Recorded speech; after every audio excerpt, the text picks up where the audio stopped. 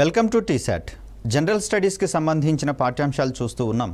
ఈ వీడియోలో మనము స్పేస్ సెక్టార్లో భాగంగా ఇక్కడ అంతరిక్ష రంగంలో ఉపగ్రహ వ్యవస్థలను ప్రయోగించేటటువంటి సందర్భంలో కీలకమైనటువంటి అంశాలుగా మనకు ఈ రాకెట్ లాంచింగ్ వెహికల్స్ అనేటటువంటివి కనిపిస్తూ ఉన్నాయి. మరి వాటి గురించినటువంటి మరికొన్ని కీలకమైనటువంటి అంశాలు తెలుసుకునే ప్రయత్నం చేద్దాం. సో ఇక్కడ ప్రపంచవ్యాప్తంగా అత్యంత ప్రముఖమైనటువంటి ఉపగ్రహ ప్రయోగ వాహక నౌకలకు సంబంధించి కనుక మనం గమనిస్తే రష్యాకు సంబంధించి ప్రోటాన్, సోయూజ్, అంగారా, కాస్మోస్ అనేటటువంటివి రష్యాకు సంబంధించినటువంటి ఉపగ్రహ వాహక నౌకలు, లాంచ్ వెహికల్స్ అని వీటిని మనం షార్ట్గా చెప్పుకుంటాం. అమెరికాకు సంబంధించి చూస్తే డెల్టా, ఫాల్కన్, టైటాన్, అట్లాస్ అనేటటువంటివి కనిపిస్తూ ఉన్నాయి. చైనాకు సంబంధించి చాంగ్ ఝాంగ్ లేదా లాంగ్ మార్చ్ అనేటటువంటి పేరుతోటి ఇవి రాకెట్ లాంచింగ్ వెహికల్స్ లేదా శాటిలైట్ లాంచ్ వెహికల్స్ని డెవలప్ చేసుకోవడం జరిగింది. యూరోపియన్ యూనియన్ విషయానికి వచ్చేసరికల్లా ఏరియన్ మరియు వేగా అనేటటువంటి రెండు లాంచ్ వెహికల్స్ని డిజైన్ చేసుకోవడం అనేది జరిగింది. సో ఇక్కడ జపాన్ విషయానికి వచ్చేసరికల్లా ల్యాండా అనేటటువంటిది ఒక రాకెట్ లాంచర్ కాగా మరికొన్నిటిని కనుక గమనిస్తే H1, H2, H3 అనేటటువంటి లాంచ్ వెహికల్స్ని జపాన్ డెవలప్ చేసుకోవడం అనేది జరిగింది. ఇక భారత్ విషయానికి వచ్చేసరికల్లా ప్రస్తుతము మనము వినియోగిస్తున్నటువంటి లాంచ్ వెహికల్స్ విషయంలో PSLV, ఇక్కడ SLV అన్నప్పుడు శాటిలైట్ లాంచ్ వెహికల్గా మనం గమనించాలి. PSLV అన్నప్పుడు పోలార్ శాటిలైట్ లాంచ్ వెహికల్గా దీన్ని మనం చెప్తాం. అదేవిధంగా GSLV అనేది జియో స్టేషనరీ శాటిలైట్ లాంచ్ వెహికల్గా దీన్ని మనం చెప్తాం. ఇక్కడ SSLVలో S అనేటటువంటిది స్మాల్ అనేటటువంటి అబ్రివేషన్గా చెప్తాం. చిన్న ఉపగ్రహాలను ప్రయోగించేందుకు దీన్ని ఉపయోగిస్తాము. స్మాల్ శాటిలైట్ లాంచ్ వెహికల్గా మనం చెప్తాం. ఇక్కడ చెప్పుకున్నటువంటి NGLV అనేది భవిష్యత్ అవసరాలను గుర్తెరిగి మన యొక్క వాహక నౌకలు, ప్రస్తుతం ఉన్నటువంటి వాహక నౌకల కంటే మించినటువంటి శక్తిని, ఆధునిక సాంకేతిక సామర్థ్యాలను కలిగి ఉన్నటువంటి వాహక నౌకగా నెక్స్ట్ జనరేషన్ లాంచ్ వెహికల్ అనేది మనకు కనిపిస్తూ ఉంది. సో దీంట్లో అత్యంత కీలకమైనటువంటి ప్రయోగాలు మరియు అత్యధిక విజయాల శాతాన్ని కలిగినటువంటిదిగా PSLV అనేది మనకు కనిపిస్తుంది. కాబట్టి PSLVని ఇస్రో వారి జవనాశ్వంగా పేర్కొంటాం. నెక్స్ట్ మనకు GSLV అనేది సమాచార ఉపగ్రహాలను ప్రయోగించేటటువంటి కోణంలో ఇది మనకు ఒక కీలకమైనటువంటి లాంచింగ్ వెహికల్గా మనకు కనిపిస్తూ ఉంది. సో ప్రస్తుతము ఇవన్నీ కూడా మనకు వినియోగంలో ఉన్నటువంటి వాహక నౌకలుగా మనం చూస్తూ ఉన్నాం. ఇది భవిష్యత్తులో రాబోయేటటువంటి వాహక నౌకగా మనం గమనించాలి. సో ఇక్కడ ఉపగ్రహాలను వాటి నిర్ధారిత కక్షలోకి చేర్చేటటువంటి క్రమంలో ఈ రంగంలో సాంకేతికంగా ముందంజలో ఉన్నటువంటి అగ్రదేశాలన్నీ కూడా పలు ఉపగ్రహ ప్రయోగ వేదికలను అవి ఏర్పాటు చేసుకోవడం అనేది జరిగింది. మరి భారత్ కనుక గమనిస్తే సతీష్ ధావన్ అంతరిక్ష కేంద్రం అనేది మనకు ఏకైక లాంచింగ్ స్టేషన్గా మనకు కనిపిస్తుంది. మనకు తమిళనాడులో మరొక స్టేషన్ అనేది రెడీ అవుతూ ఉంది. సో ఫ్రెంచ్ గయానా విషయానికి వచ్చేసరికల్లా ఇక్కడ కౌరు అంతరిక్ష కేంద్రం అనేది మనకు కనిపిస్తూ ఉంది. అమెరికా విషయానికి వచ్చేసరికల్లా కెన్నడీ స్పేస్ సెంటర్ అనేది మనకు కనిపిస్తూ ఉంది. కజకిస్తాన్లో బైకనూర్ కాస్మోడ్రోమ్ అనేటటువంటిది మనకు కనిపిస్తూ ఉంది. చైనా విషయానికి వచ్చేసరికల్లా జిక్వాన్ స్పేస్ లాంచ్ సెంటర్ అనేది మనకు ఇక్కడ, ఇవన్నీ ప్రపంచంలో కీలకమైనటువంటి ప్రముఖమైనటువంటి లాంచ్ వేదికలుగా, లాంచ్ ప్లాట్ఫామ్స్గా మనం ఇక్కడ చూస్తూ ఉన్నాం. సో ఇక్కడ ఉపగ్రహ ప్రయోగాలకు సంబంధించి చూస్తే అంతరిక్ష చరిత్రలో మొట్టమొదటి ముందడుగు మనకు 1957లో పడినట్లుగా తెలుస్తూ ఉంది. దీన్ని రష్యా చేపట్టినట్లుగా మనం గమనించవచ్చు. కాస్మోస్ అనేటటువంటి లాంచ్ వెహికల్ ద్వారా రష్యా 1957లో చేపట్టినటువంటి ప్రపంచపు మొట్టమొదటి కృత్రిమ ఉపగ్రహంగా మనకు స్పుత్నిక్ 1 అనేది కనిపిస్తుంది. స్పుత్నిక్ అనేటటువంటి పదానికి రష్యన్ భాషలో ఉపగ్రహం అనేటటువంటి అర్థం ఉంది. మరి ఈ ఉపగ్రహ ప్రయోగంతో మనకు ప్రపంచ అంతరిక్ష యుగం మొదలైనట్లుగా మనం చూస్తూ ఉన్నాం. ఇక్కడ మనకు కనిపిస్తూ ఉంది స్పుత్నిక్కి సంబంధించినటువంటి ఒక మోడల్గా మనం చూస్తాం. దీని నుంచి పెద్ద మొత్తంలో సర్వీసెస్ కోసం కాకుండా ఉపగ్రహాన్ని కక్షలోకి నిలుపుదల చేయగలిగేటటువంటి సాంకేతిక సామర్థ్యం ఉందా లేదా పరీక్షించేటటువంటి కోణంలో ఈ ఎక్స్పెరిమెంట్ని లాంచ్ చేయడం అనేది జరిగింది.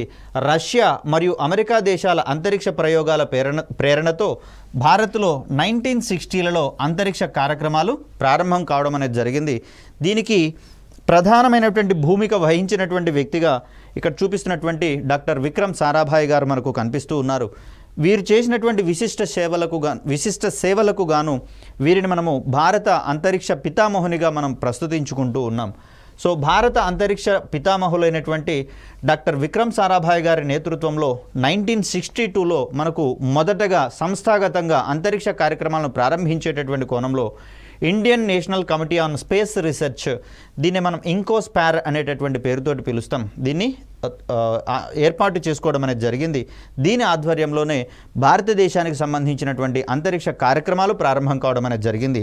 అయితే దీని తదనంతరం జరిగినటువంటి పరిణామ క్రమంలో ఈ కార్యక్రమాలు వేగవంతం కావడం జరిగింది. ఏంటంటే ఇన్కోస్పార్ని పునర్వ్యవస్థీకరించి 1969లో భారత అంతరిక్ష పరిశోధనా సంస్థ ఇస్రోను ఏర్పాటు చేయడం జరిగింది. దీని యొక్క ప్రధాన కేంద్రంగా మనకు బెంగళూరు అనేది కనిపిస్తూ ఉంది. ఈ ఇస్రో యొక్క ప్రధాన కార్యాలయాన్ని అంతరిక్ష భవన్ అనేటటువంటి పేరుతోటి పిలుచుకోవడం జరుగుతుంది. సో ఇస్రో ఏర్పాటుతోటి ఇక అంతరిక్ష కార్యక్రమాలలో ఒక వేగం వచ్చినటువంటి అంశాన్ని మనం ఇక్కడ గమనించాలి. భారత అంతరిక్ష కార్యక్రమాలను మరింత వేగవంతం చేసేటటువంటి సందర్భంగా 1972లో అంతరిక్ష కమిషన్, స్పేస్ కమిషన్, అదేవిధంగా అంతరిక్ష విభాగము, డిపార్ట్మెంట్ ఆఫ్ స్పేస్ అనేటటువంటిది ప్రారంభం కావడం జరిగింది. 1975లో భారతదేశపు మొట్టమొదటి ఉపగ్రహము ఆర్యభట్ట అనేటటువంటిది సోవియట్ వారు రూపొందించినటువంటి లాంచర్ కాస్మోస్ అనేటటువంటి లాంచర్ ద్వారా దీన్ని ప్రయోగించుకోవడం జరిగింది.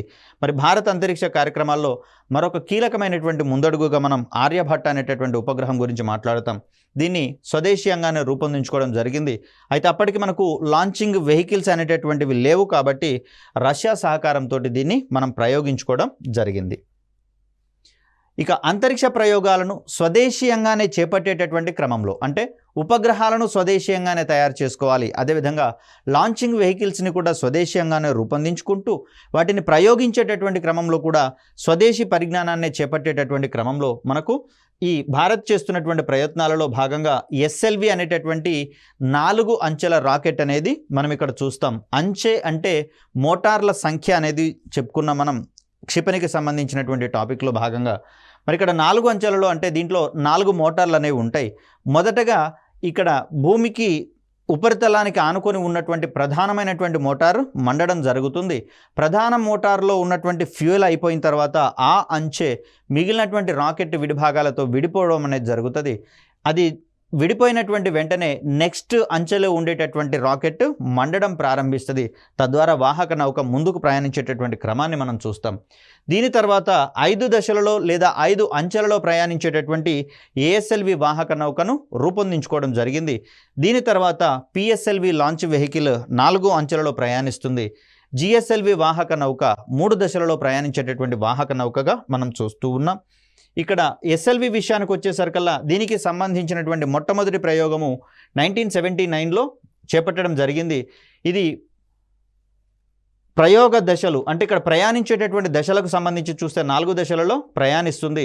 ఈ ఎస్ఎల్వి ద్వారా రిమోట్ సెన్సింగ్ అవసరాల కోసం ఉద్దేశించబడినటువంటి రోహిణి శ్రేణి ఉపగ్రహాలను ప్రయోగించడం జరిగింది.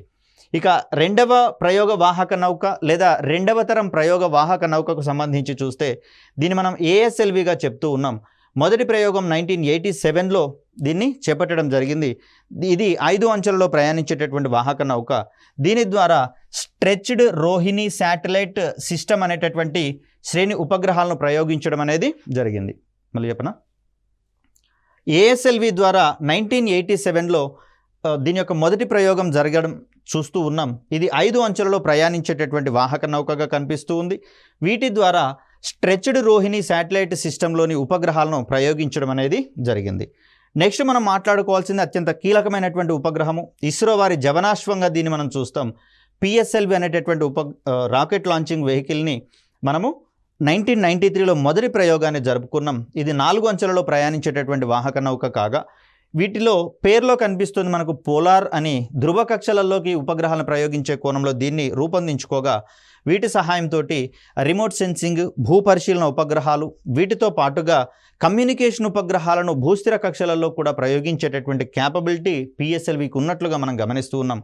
కాబట్టే సరల్, కల్పన 1, IRNSS శ్రేణిలోని ఉపగ్రహాలన్నింటినీ కూడా మనము పిఎస్ఎల్వి వాహక నౌకల ద్వారా ప్రయోగించుకోవడంతో పాటుగా స్పేస్ ఎక్స్ప్లోరేషన్ ప్రోగ్రాంలలో కూడా పిఎస్ఎల్వి తనదైనటువంటి పాత్రను పోషించడం జరిగింది. దీంట్లో భాగంగా చంద్రయాన్-1, మంగళయాన్ అనేటటువంటి ఉపగ్రహాలను ప్రయోగించుకునేటటువంటి ప్రయత్నం చేశాం. ఇక నెక్స్ట్ది మనం చెప్పుకోవాల్సినటువంటిది జిఎస్ఎల్వి లాంచ్ వెహికల్. దీని యొక్క మొదటి ప్రయోగం 2001లో చేపట్టడం జరిగింది. ఈ వాహక నౌక 3 అంచెలలో ప్రయాణించేటటువంటి సందర్భాన్ని చూస్తూ ఉన్నాం. సమాచార ప్రసార కార్యక్రమాల కోసం ఉద్దేశించబడినటువంటి కమ్యూనికేషన్ ఉపగ్రహాలను దీని ద్వారా ప్రయోగించేటటువంటి అవకాశం ఉంది. మోరోవర్ ఈ ఉపగ్రహాలను భూస్థిర కక్షలలోకి ప్రయోగించే ప్రయత్నం చేస్తాం. ఇక ఎస్ఎస్ఎల్వి అనేటటువంటి మరొక వెరీ రీసెంట్గా జరిగినటువంటి అడ్వాన్స్మెంట్లో దీన్ని రూపొందించడం అనేది జరిగింది. ఇది 3 అంచెలలో ప్రయాణించేటటువంటి వాహక నౌకగా మనకు కనిపిస్తూ ఉంది. 2019లో దీని యొక్క మొదటి ప్రయోగం జరిగినట్లుగా మనం చూడవచ్చు. ఇప్పటి వరకు కేవలం 3 ప్రయోగాలు మాత్రమే చేపట్టడం జరిగింది, అభివృద్ధి ప్రయోగాలు జరిగాయి. దీంట్లో చేపట్టినటువంటి మొదటి అభివృద్ధి ప్రయోగం విఫలమైంది. తదుపరి జరిగిన 2 అభివృద్ధి ప్రయోగాలు సక్సెస్ కావడం అనేది జరిగింది. సో దట్ ఇక మీదటి నుంచి ఎస్ఎస్ఎల్వి యొక్క ఆపరేషనల్ లాంచింగ్స్ అనేటటువంటివి ప్రారంభం కావడం అనేది జరుగుతుంది. సో ఇలా భారతదేశం రూపొందించినటువంటి ఉపగ్రహ ప్రయోగ వ్యవస్థల యొక్క పరిణామ క్రమాన్ని మనం ఇక్కడ చూస్తాము. సో ఎస్ఎల్వి అనేది శాటిలైట్ లాంచ్ వెహికల్ కాగా ఏఎస్ఎల్వి అనేది ఆగ్మెంటెడ్ శాటిలైట్ లాంచ్ వెహికల్గా చూస్తాం. పిఎస్ఎల్వి విషయానికి వచ్చేసరికల్లా పోలార్ శాటిలైట్ లాంచ్ వెహికల్ అంటున్నాం. GSLV geostationary satellite launch vehicle. SROSS అనేది స్ట్రెచ్డ్ రోహిణి శాటిలైట్ సిస్టమ్గా మనం పేర్కొంటాం. ఈ అబ్రివేషన్ల దగ్గర కూడా మనకు కొంత క్వశ్చన్స్ అనేవి అడిగేందుకు అవకాశం ఉంది. ఇక్కడ భారత అంతరిక్ష కార్యక్రమాల చరిత్రలో అత్యధిక విజయాలు నమోదు చేసినటువంటి లాంచింగ్ వెహికల్గా, అత్యధిక ప్రయోగాలు చేపట్టినటువంటి లాంచింగ్ వెహికల్గా మనకు పిఎస్ఎల్వి అనేది కనిపిస్తుంది. కాబట్టి పిఎస్ఎల్విని వర్కింగ్ హార్స్ ఆఫ్ ఇస్రో వారి జవనాశ్వంగా మనము ఖ్యాతి గడించేటటువంటి అంశాలలో పిఎస్ఎల్విని చూస్తాం, పోలార్ శాటిలైట్ లాంచ్ వెహికల్గా. ఇక్కడ మనకు పటంలో కనిపిస్తూ ఉంది పోలార్ శాటిలైట్ లాంచ్ వెహికల్గా మనం చెప్తూ ఉన్నాం. ఇక్కడ ఇది 4 దశలలో ప్రయాణిస్తుందని చెప్పేసి చెప్పుకున్నాం. ఇక్కడ జాగ్రత్తగా గమనిస్తే మనకు ఇండియా అనేటటువంటి పేరుతో ఉన్న వైట్ పోర్షను ప్లస్ ఇక్కడ ఎగువ భాగంలో ఉన్నటువంటి ఇక్కడి వరకు మనకు దీని దిగువ వరకు ఉన్నటువంటిది మొదటి దశగా లేదా మొదటి అంచెగా చెప్తాం. సో ఇది ఫస్ట్ ఫేజ్గా మనం చెప్తాం లేదా ఫస్ట్ స్టేజ్గా మనం చెప్తాం. ఇక్కడ ఇండియా అనేటటువంటి పేరుతో ఉన్నటువంటి ఈ గొట్టం లాంటి నిర్మాణాన్ని మనము కోర్ ఇంజిన్ అనే పేరుతో పిలుస్తాం, లేదా దీన్నే మనము ప్రధాన ఇంజిన్ అనేటటువంటి పేరుతోటి కూడా పిలుస్తాము. ఈ ప్రధాన ఇంజిన్ చుట్టుపక్కల ఉన్నటువంటి చిన్న చిన్న ఇంజిన్లను మనము స్ట్రాపాన్ మోటార్స్ లేదా బూస్టర్ రాకెట్లు అని చెప్తాం. స్ట్రాపాన్ మోటార్స్ లేదా వీటినే మనము బూస్టర్ రాకెట్స్ అంటాం. వీటి యొక్క ప్రధానమైనటువంటి విధి ఏంటి అంటే ఇక్కడ ఉన్నటువంటి కోర్ ఇంజిన్కి అదనపు శక్తిని అందించేటటువంటి క్రమంలో మొదటి దశలో కోర్ ఇంజిన్తో పాటుగా ఇవి కూడా మండడం అనేది జరుగుతుంది. తద్వారా ఈ కోర్ ఇంజిన్ తనకు కావలసినటువంటి అదనపు శక్తిని వీటి నుంచి పొందేటటువంటి ప్రయత్నం చేస్తుంది. సో ఇక్కడ ఈ రెడ్ మార్క్ నుంచి ఎగువన కనిపిస్తున్నటువంటి ఇక్కడ వరకు ఉన్నటువంటి భాగాన్ని మనము స్టేజ్ 2గా మనం చెప్తాం. పిఎస్ఎల్వి యొక్క 2వ దశగా మనం చెప్తాము. సో ఇక్కడ ప్రధాన దశలో లేదా మొదటి దశలో ఈ కోర్ ఇంజిన్ మాత్రమే మండుతుంది, దాన్ని అంటుకొని ఉన్నటువంటి స్ట్రాపాన్ మోటార్లు కూడా మండుతాయి. ఇలా మండుతుంది అంటే దాని అర్థం రాకెట్ ఇంజిన్ పనిచేస్తుంది అనేది గుర్తుంచుకోవాలి. దీంట్లో ఉండేటటువంటి ఇంధనము దహన ప్రక్రియలో భాగంగా అవి దిగువకు వాయువులను విడుదల చేస్తూ ఉంటాయి. ఫలితంగా రాకెట్ పైకి ప్రయాణిస్తుంది అనేది మనందరికీ తెలిసిందే. ఎప్పుడైతే కోర్ ఇంజిన్లోనూ మరియు స్ట్రాపాన్ మోటార్లలో ఉండేటటువంటి ఫ్యూయల్ అయిపోతుందో అప్పుడు ఈ పార్ట్ మనకు సెపరేషన్ అనేది జరుగుతుంది. సో దీని తర్వాత సెపరేషన్ తర్వాత ఇమ్మీడియట్గా మనకు 2వ దశలో ఉన్నటువంటి ఇంజిన్ మండడం అనేది ప్రారంభిస్తుంది. తద్వారా పిఎస్ఎల్వి యొక్క 2వ దశ లేదా 2వ అంచె ప్రారంభమైనట్లుగా మనం చెప్తాం. ఇక ఇక్కడ ఈ ఎల్లో లైన్కి ఎగువన ఉన్నటువంటి ఈ కోన్ లాంటి భాగం ఏదైతే ఉందో దీన్ని మనము హీటింగ్ షీల్డ్ లేదా హీట్ షీల్డ్గా పేర్కొంటాం. అంటే ఉష్ణ కవచంగా దీన్ని మనం చెప్తాం. ఇక్కడ రాకెట్ ఎగువకు ప్రయాణించేటటువంటి సందర్భంలో భూ ఉపరితలం దగ్గర వాతావరణ పొరల సాంద్రత అధికంగా ఉంటుందని చెప్పుకున్నాం. కాబట్టి ఈ వాతావరణ పొరలతో వాహక నౌక చేసేటటువంటి ఘర్షణ కార్యక్రమాల వల్ల ఉష్ణం అధికంగా వెలువడేందుకు అవకాశం ఉంది. కాబట్టి ఈ వెలువడేటటువంటి ఉష్ణం నుంచి ముందు భాగంలో ఇక్కడ ఈ హీట్ షీల్డ్ లోపల ఉపగ్రహాన్ని ఉంచి రక్షణ పొరగా దాన్ని ఏర్పాటు చేయడం అనేది జరుగుతుంది. తద్వారా ఘర్షణ నుంచి ఉపగ్రహాలు కాపాడబడతాయి. ఇక్కడ రెండవ దశలో అంటే మొదటి దశ అయిపోగానే ఇక్కడ ప్రధాన దశలో ఉన్నటువంటి కోర్ ఇంజిన్ వాహక నౌక నుంచి విడిపోవడం జరుగుతుంది. ఎట్ ద సేమ్ టైం మనకు ఈ హీట్ షీల్డ్ కూడా సెపరేట్ అయిపోయి ఈ లాంచ్ వెహికల్ నుంచి విడిపోవడం అనేది జరుగుతుంది. ఇక్కడ దీనికి దిగువన ఉన్నటువంటి ఈ పార్ట్లోనే మూడవ దశ మరియు నాలుగవ దశకు సంబంధించినటువంటి మోటార్లు అనేవి ఉంటాయి. భూ ఉపరితలం నుంచి పైకి ప్రయాణించేటటువంటి సందర్భంలో భూమి ఆకర్షణ శక్తికి మించినటువంటి శక్తితో పైకి ప్రయాణించాల్సి వస్తుంది. కాబట్టి ఈ సందర్భంలో అధిక శక్తి అనేది అవసరం అవుతుంది. కాబట్టి మొదటి దశలోని ఇంజిన్స్ కొంచెం పవర్ఫుల్ ఇంజిన్స్ మరియు పెద్ద ఇంజిన్స్ అనేవి ఉంటాయి. అదేవిధంగా రెండవ దశ విషయానికి వచ్చేసరికల్లా మొదటి దశ అయిపోయే వరకు గనక గమనిస్తే అక్కడ లాంచ్ వెహికల్ సుమారుగా 100 కిలోమీటర్ల ఎత్తుకు చేరుకుంటుంది. ఇక్కడ వాతావరణ పొరల యొక్క సాంద్రత తక్కువగా ఉండడము, అదేవిధంగా భూమి యొక్క ఆకర్షణ శక్తి కూడా తగ్గడం వల్ల తక్కువ శక్తితోటే రాకెట్ అనేది పైకి ప్రయాణించడం అనేది జరుగుతుంది. ఇక దీని తర్వాత 3-4 దశలకు వచ్చేసరికల్లా దాంట్లో మరికొంత తక్కువ పరిమాణంలో ఉండేటటువంటి ఇంజిన్స్ని వాడతాం. ఎందుకంటే ఇక్కడ మరికొంత ముందుకు వెళ్ళినటువంటి సందర్భంలో భూమి ఆకర్షణ శక్తి అనేది పెద్దగా పనిచేయదు. కాబట్టి స్వల్ప ఇంధనంతో అవి ప్రయాణించేటటువంటి క్రమాన్ని మనం చూస్తాం. ఇక్కడ మొత్తంగా చూస్తే మనకు ఈ ప్రధానమైనటువంటి కోర్ ఇంజిన్ని మనము S139 అనే కోడ్ నేమ్తో మనం రాస్తాం. దీన్ని S139 అనేటటువంటి పేరుతోటి రాస్తాం. అంటే 139 టన్నుల బరువు ఉన్నటువంటి సాలిడ్ ఇంధనాన్ని వాడుకుంటుందని చెప్పేసి చెప్తాం. ఇక్కడ ఉన్నటువంటి స్ట్రాపాన్ మోటార్లను కూడా ఒక్కొక్క దాన్ని S9 అనేటటువంటి సంకేత నామంతో చెప్తాం. మొత్తంగా ఇక్కడ మనకు కోర్ ఇంజిన్ చుట్టూతా 6 స్ట్రాపాన్ మోటార్లు ఉంటాయి. కాబట్టి మనకి ఇక్కడ మొదటి దశ విషయానికి వచ్చేసరికల్లా 6S9 ప్లస్ S139 అనేటటువంటి పేరుతోటి ఫస్ట్ స్టేజ్ని మనం రిప్రజెంట్ చేస్తూ ఉన్నాం. ఇది ఘన ఇంధనాన్ని ఉపయోగించుకునేటటువంటి రాకెట్ సిస్టమ్గా మనం చెప్తాం. ఇక రెండవ దశ విషయానికి వచ్చేసరికల్లా PL40 అనేటటువంటి ఇంజిన్ మనకి ఇక్కడ కనిపిస్తుంది. సో ఇక్కడ PL40 యొక్క ఐడెంటిటీ మనం చూస్తూ ఉన్నాం. ఎల్ అంటే లిక్విడ్ ఇంజిన్ అనేటటువంటి పదంగా మనం చెప్తాము, లేదా ద్రవ ఇంధనాన్ని ఉపయోగించుకునేటటువంటి ఇంజిన్గా మనం చెప్తాం. ఈ స్థితిలో ఉన్నటువంటి ఇంజిన్ని మనము వికాస్ ఇంజిన్ అనేటటువంటి పేరుతోటి పేర్కొంటాం. అంటే విక్రమ్ సారాభాయ్ గారి పేరు మీదుగా దీనికి వికాస్ ఇంజిన్ అని నామకరణం చేయడం అనేది జరిగింది. ఇది 40 టన్నుల బరువు ఉన్నటువంటి ఇంధనాన్ని వినియోగించుకునే ప్రయత్నం చేస్తుంది. ఇక మూడవ దశలో కనిపిస్తున్నటువంటి ఇంజిన్గా మనము HPS3గా మనం చెప్తాం. అంటే ఇక్కడ ఉన్నటువంటి ఇంజిన్ కూడా సాలిడ్ స్టేట్లో ఉండేటటువంటి ఇంధనాన్ని వినియోగించుకుంటుంది. 3 టన్నుల పరిమాణంలో ఇక్కడ ఇంధనాన్ని నింపేటటువంటి ప్రయత్నం జరుగుతుంది. ఇక నాలుగవ దశలో ఉన్నటువంటి ఇంజిన్గా మనం L2.5 అంటే ఇది 2.5 టన్నుల బరువు ఉన్నటువంటి ద్రవ ఇంధనాన్ని ఉపయోగించుకునేటటువంటి ప్రయత్నం చేస్తుంది. మొత్తంగా వాహక నౌక యొక్క బరువును కనుక గమనిస్తే 294 టన్నుల బరువు ఉంటుంది. ఇక్కడ మనం చెప్పినటువంటి మొత్తం కాన్ఫిగరేషన్ 6 స్ట్రాపాన్ మోటార్లు. ఇక్కడ S9 అంటే ఒక్కొక్క స్ట్రాపాన్ మోటారు 9 టన్నుల బరువు ఉండేటటువంటి ఘన ఇంధనాన్ని ఉపయోగించుకుంటుంది. సో ఇక్కడ మొత్తం కాన్ఫిగరేషన్ వచ్చేసరికి మనకు 294 టన్నుల బరువు ఉంటుంది.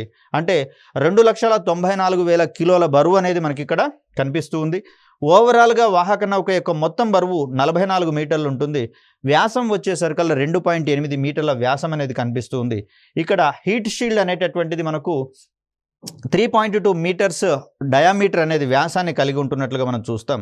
4 stage launch vehicle multiple satellites అంటే ఒకే ఒక ప్రయోగంలో మనకు బహుళ ఉపగ్రహాలను కూడా ప్రయోగించగలిగేటటువంటి క్యాపబిలిటీ PSLVకి ఉన్నట్లుగా మనం చూస్తూ ఉన్నాం. దీనితో పాటుగా కాలానుగుణంగా వచ్చినటువంటి సాంకేతిక అభివృద్ధిలో భాగంగా ఒకటే లాంచ్ వెహికల్ నుంచి 2 వేర్వేరు కక్షలలోకి ఉపగ్రహాలను ప్రయోగించగలిగేటటువంటి సాంకేతిక సామర్థ్యం కూడా మనకు వచ్చినట్లుగా మనం చూస్తూ ఉన్నాం. సో ఇక్కడ GTO అంటే భూస్థిర కక్షల విషయానికి వచ్చేసరికల్లా 1200 కిలోల బరువు ఉన్నటువంటి ఉపగ్రహాలను భూస్థిర కక్షలలోకి ప్రయోగించగలుగుతుంది. అదేవిధంగా 1700 టన్నుల బరువు ఉన్నటువంటి ఉపగ్రహాలను SSPOలోకి ప్రయోగించగలిగేటటువంటి సామర్థ్యము PSLVకి ఉన్నట్లుగా మనం ఇక్కడ చూస్తూ ఉన్నాం. సో ఇక్కడ మనకు చూడాలి, ఇక్కడి నుంచి ప్రారంభమైనటువంటి లాంచ్ వెహికల్ ఇక్కడ పారాబోలిక్ పథంలో ప్రయాణిస్తూ ఎక్కడైతే నిర్దిష్ట కక్షలో చేర్చాలో లేదా బదిలీ కక్షకు చేర్చాలో అక్కడికి వచ్చిన తర్వాత ఉపగ్రహాన్ని అక్కడ వదిలివేసి 4వ దశ అనేది దాని నుంచి విడిపోవడం అనేది జరుగుతుంది. సో ఇలా మనం ప్రయోగాన్ని చేపడుతూ ఉంటాం. ఇక్కడ హీట్ షీల్డ్ లోపల ఉన్నటువంటి ఉపగ్రహాన్ని మనం ఇక్కడ గమనించవచ్చు. ఇది PSLV C54కి సంబంధించినటువంటి ఒక ప్రయోగంగా మనం చూస్తూ ఉన్నాం. సో ఇలా మనకు వాహక నౌక యొక్క ట్రాజెక్టరీ అనేది ముందుగానే నిర్ధారించబడుతుంది. ఒకవేళ ప్రయాణించేటటువంటి సందర్భంలో ఈ ట్రాజెక్టరీకి కాస్త అటో ఇటుగానో వాహక నౌక కనుక ప్రయాణించినట్లయితే దీంట్లో ఉన్నటువంటి క్లోజ్డ్ లూప్ సిస్టమ్, అదేవిధంగా ఇనర్షియల్ నావిగేషన్ సిస్టమ్ అనేటటువంటి 2 వ్యవస్థలు ఆ ప్రయాణ పదంలో ఏర్పడినటువంటి మార్పులను క్లియర్ కట్గా కరెక్షన్ చేసేటటువంటి ప్రయత్నం చేస్తాయి. ఒకవేళ అవి గనక కరెక్షన్ కాలేదనుకుంటే ఆటోమేటిక్గా లాంచ్ వెహికల్ని పేల్చివేసేటటువంటి ప్రయత్నం చేస్తారు. ఇక PSLVకి ఉన్నటువంటి దశలలో భాగంగా ఎన్ని రకాలైనటువంటి మనకు లాంచ్ వెహికల్స్ ఉన్నాయి అనేది మనకు డిపెండ్ అవుతూ ఉంది. సో ఇక్కడ ఈ స్టేజ్ల వారీగా మనం ఇంధనాలకు సంబంధించినటువంటి అంశాలను ఒకసారి పరిగణించే ప్రయత్నం చేద్దాం. మొదటి దశలో ఘనస్థితిలో ఉండేటటువంటి HTPB ఇంధనాన్ని వినియోగించుకునేటటువంటి ప్రయత్నం చేస్తాం. సో HTPB అంటే హైడ్రాక్సిల్ టర్మినేటెడ్ పాలీ బ్యూటడైన్గా దీన్ని మనం చెప్తాం, HTPB. సో ఇదే ఇంధనాన్ని మనము 1వ దశలోను 3వ దశలోను వినియోగించేటటువంటి ప్రయత్నం చేస్తూ ఉన్నాం. ఇది ఘన స్థితిలో ఉండేటటువంటి ఇంధనాన్ని వాడుకుంటాయి ఈ 2 దశలలో ఉన్నటువంటి మోటార్స్. ఇక 2వ దశలో ఉండేటటువంటి ఇంధనాన్ని మనము UDMH లేదా UH25గా మనం పేర్కొంటాం. దీన్ని అన్సిమెట్రికల్ డై మిథైల్ హైడ్రజీన్గా దీన్ని మనం చెప్తాం. జాగ్రత్త అండి, ఇది హైడ్రోజన్ అని పొరపాటు పడేందుకు అవకాశం ఉంది. ఇక్కడే మనకు పేరు మార్చి మనల్ని కన్ఫ్యూజ్ చేసి ఎగ్జామ్లో అడిగేటటువంటి ప్రయత్నం చేస్తారు. సో ఇది హైడ్రోజన్ కాదు, హైడ్రజీన్, అన్సిమెట్రికల్ డైమిథైల్ హైడ్రజీన్గా దీన్ని మనం చెప్తాం.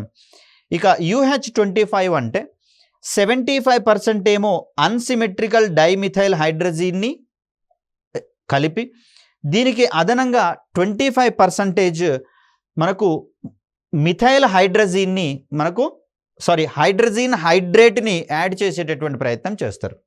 ఇక్కడ UH25 అంటే 75% వరకు అన్సిమెట్రికల్ డైమిథైల్ హైడ్రజీన్ని ఉంచుతారు. మిగిలినటువంటి 25% ఏదైతే ఉందో దీన్ని హైడ్రజీన్ హైడ్రేట్ అనేటటువంటి దాన్ని కలిపే ప్రయత్నం చేస్తారు. సో అలా మనకు అన్సిమెట్రికల్ డైమిథైల్ హైడ్రజీన్ 75%, హైడ్రజీన్ హైడ్రేట్ ఇది 25%, మొత్తంగా కలిపితే దీన్ని మనము UH25గా చెప్తాం. UDMH కంటే మించినటువంటి శక్తిని అందించేటటువంటి ఇంధనంగా మనకి ఇది కనిపిస్తూ ఉంది. ఇది ద్రవ స్థితిలో ఉండేటటువంటి ఇంధనం. ఈ ఇంధనాన్ని వాడుకునేటటువంటి ఇంజిన్గా మనము వికాస్ ఇంజిన్ని పేర్కొంటాం. విక్రమ్ అంబాలాల్ సారాభాయ్ గారి పేరు మీదుగా దీనికి వికాస్ అనేటటువంటి నామకరణం చేయడం జరిగింది. ఇక 3వ దశలో HTPB అంటున్నాం. 4వ దశలో కూడా ద్రవ స్థితిలో ఉన్నటువంటి మోనో మిథైల్ హైడ్రజీన్ అనేటటువంటి దాన్ని ఇక్కడ వాడతాము.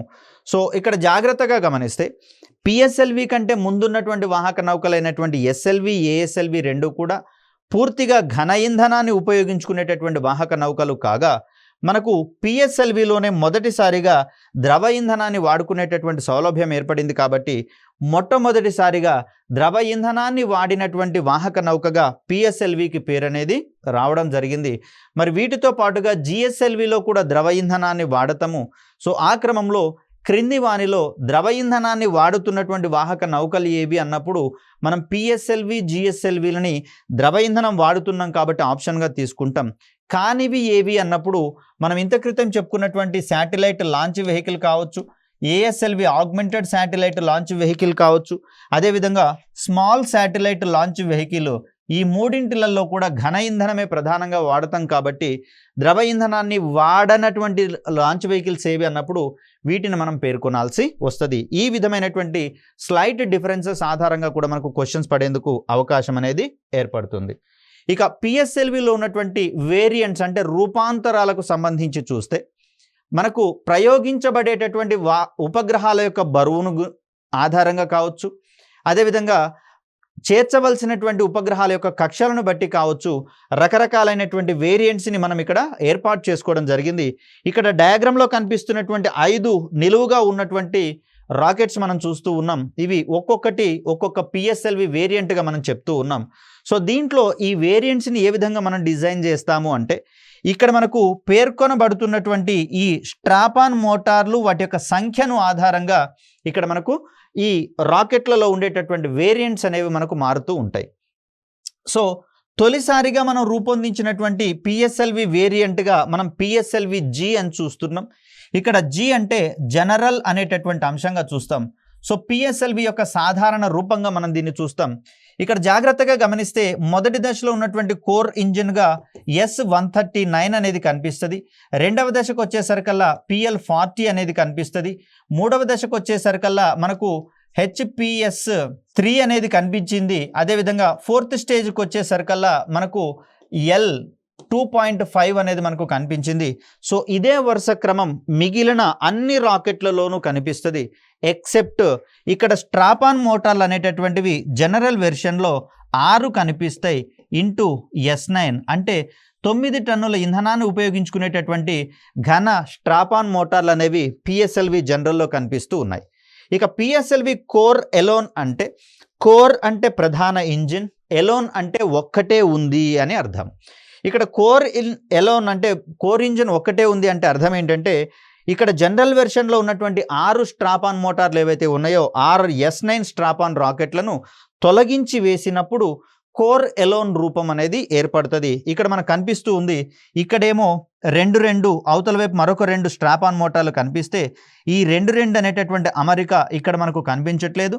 ఈ స్థితిలో మనకు కోర్ ఎలోన్ అంటే మనకు ప్రధానమైనటువంటి ఇంజిన్ మాత్రమే ఒక్కటే కనిపిస్తుంది. కాబట్టి దీన్ని కోర్ ఎలోన్ వెర్షన్గా మనం చెప్తాం. దీంట్లో అంతక్రితం చెప్పుకున్నటువంటి 6 S9 స్ట్రాపాన్ మోటార్లు ఇక్కడ మనకు కనిపించవు. కాబట్టి దీన్ని మనం కోర్ ఎలోన్ అనేటటువంటి రూపంగా చెప్తాం. ఇక పిఎస్ఎల్వి ఎక్సెల్ వేరియంట్కి వచ్చేసరికల్లా మనకు జనరల్ వెర్షన్లో 6 స్ట్రాపాన్ మోటార్లు ఉన్నాయి. S9 ఇంధనాన్ని ఉపయోగించుకునేటటువంటి మోటార్లుగా మనం చూస్తే S9 స్థానంలో వీటిని S12 తోటి రీప్లేస్ చేసేటటువంటి ప్రయత్నం చేస్తాం. అంటే ఒక్కొక్క మోటారు 12 టన్నుల ఇంధనాన్ని ఉపయోగించుకునేటటువంటి ఘన ఇంధనాన్ని వాడుకునేటటువంటి స్ట్రాపాన్ మోటార్లుగా కనిపిస్తాయి. ఇలాంటివి 6 గనక అమర్చినట్లయితే కోర్ ఇంజిన్ చుట్టూతా అప్పుడు మనకు అత్యంత శక్తివంతమైనటువంటి పిఎస్ఎల్వి ఎక్సెల్ వేరియంట్ అనేది తయారవుతుంది. దీని సహాయంతో పిఎస్ఎల్వి జనరల్ కావచ్చు, సిఏ కావచ్చు, వీటన్నిటికంటే అధిక బరువు ఉన్నటువంటి ఉపగ్రహాలను ప్రయోగించేటటువంటి అవకాశం ఏర్పడుతుంది. అఫ్కోర్స్ DL-QL కంటే కూడా మనము అధిక శక్తివంతమైనటువంటి అధిక బరువు ఉన్నటువంటి ఉపగ్రహాలను పిఎస్ఎల్వి ఎక్సెల్ ద్వారా ప్రయోగించే అవకాశం ఉంది. ఇక పిఎస్ఎల్వి DL-QL విషయాలకు వచ్చేసరికల్లా వీటిలలో కూడా S12 స్ట్రాపాన్ మోటార్లు అనేవి కనిపిస్తూ ఉంటాయి. QLలో కూడా మనకు S12 స్ట్రాపాన్ మోటార్లు అనేవి కనిపిస్తూ ఉంటాయి. DL విషయానికి వచ్చేసరికల్లా ఈ స్ట్రాపాన్ మోటార్లు కేవలం 2 మాత్రమే ఉంటాయి కోర్ ఇంజిన్ చుట్టూతా. కానీ QL విషయానికి వచ్చేసరికల్లా ఈ స్ట్రాపాన్ మోటార్లు 4 కనిపిస్తాయి.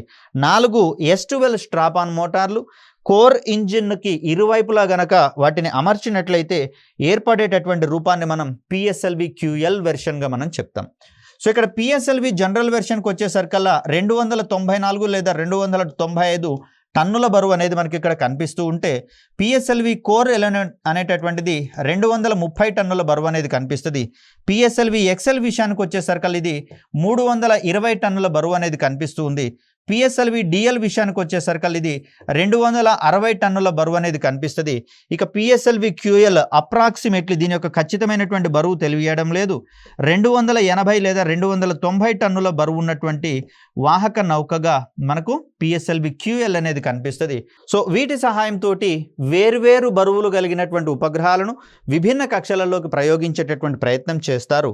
1 by 1 వీటికి సంబంధించినటువంటి అంశాలను గమనించేటటువంటి ప్రయత్నం చేద్దాం. పేలోడ్స్ విషయానికి వచ్చేసరికల్లా 1678 కిలోల బరువు ఉన్నటువంటి ఉపగ్రహాలను 622 కిలోమీటర్ల ఎత్తులో ఉండేటటువంటి SSPOలోకి ప్రయోగించేటటువంటి ప్రయత్నం చేయవచ్చు.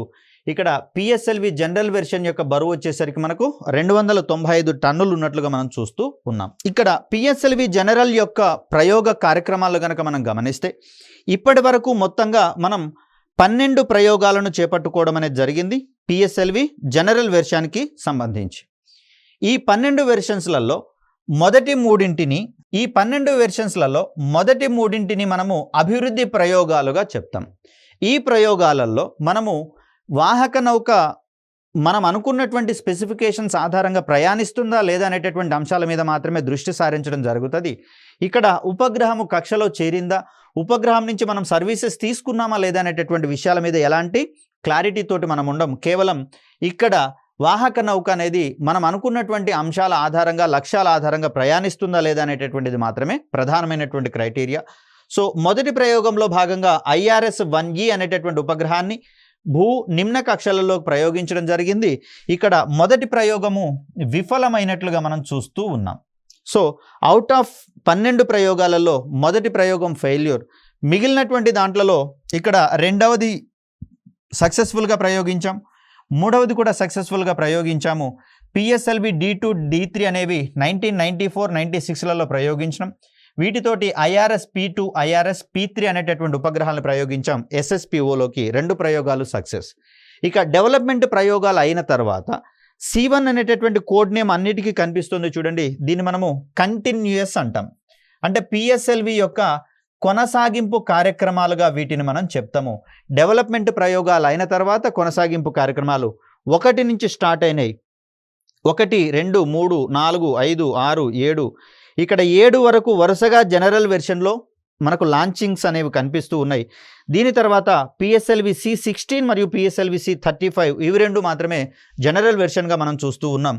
చివరిసారిగా PSLV జనరల్ వెర్షన్ని 2016లో ప్రయోగించుకోవడం జరిగింది. ఈ ప్రయోగం తర్వాత PSLV జనరల్ని రిటైర్మెంట్ ప్రకటించడం అనేది జరిగింది. సో దీంట్లో భాగంగా చివరగా SCATSAT-1 అనేటటువంటి ఉపగ్రహాన్ని ప్రయోగించుకున్నాం.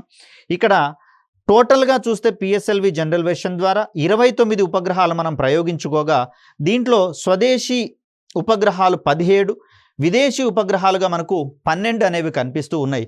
మొదటిసారిగా విదేశీ ఉపగ్రహాలను ఏ వాహక నౌక ద్వారా ఏ సందర్భంలో ప్రయోగించారు అంటే PSLV C2 ద్వారా మే 26, 1999లో మొదటి ప్రయోగం జరిగింది. ఇక్కడ మనకు అన్ని కార్యక్రమాలలోనూ ప్రధానంగా భారతీయ ఉపగ్రహము, దానితోటి అవసరమైనటువంటి సందర్భాలలో విదేశీ ఉపగ్రహాలను కో ప్యాసింజర్ పేలోడ్స్గా ప్రయోగించడం అనేది జరిగింది. ఇక్కడ ఎక్స్క్లూజివ్లీ మెట్సాట్ అనేటటువంటి ఉపగ్రహం ఒక్కదానే ప్రయోగించినాం. ఇక్కడ దిగువన కనుక గమనిస్తే IRS-P6 దీన్నే రిసోర్స్ SAT-1 అనేటటువంటి పేరుతోటి పిలుస్తూ ఉన్నాం. సో ఇలా మనకు పూర్తిగా భారతీయ ఉపగ్రహాలను ప్రయోగించేటటువంటి ఉపగ్రహ ప్రయోగాలను స్వదేశీ కార్యక్రమాలుగా మనం చెప్తూ ఉంటే, విదేశీ ఉపగ్రహాలతో కూడినటువంటి కార్యక్రమాలను వాణిజ్య ప్రయోగాలుగా మనం చెప్పుకుంటూ ఉంటాం. వీటి వల్ల విదేశీ మారక ద్రవ్యం కూడా మనకు సమకూరేటటువంటి అవకాశం ఉంది. సో అలా PSLV జనరల్ అనేది ప్రస్తుతం పనిచేయడం లేదు. మొత్తం రూపాలు 5 అయితే పనిచేస్తున్నటువంటి ప్రస్తుత రూపాలు కేవలం 4 మాత్రమే. సో ఇక్కడ PSLV జనరల్ని రిటైర్ చేయించడం జరిగింది 2016 నుంచి. మరి మిగిలిన రూపాలకు సంబంధించినటువంటి అంశాలను నెక్స్ట్ వీడియోలో గమనించే ప్రయత్నం చేద్దాం. అప్పటి వరకు సెలవు. ధన్యవాదాలు.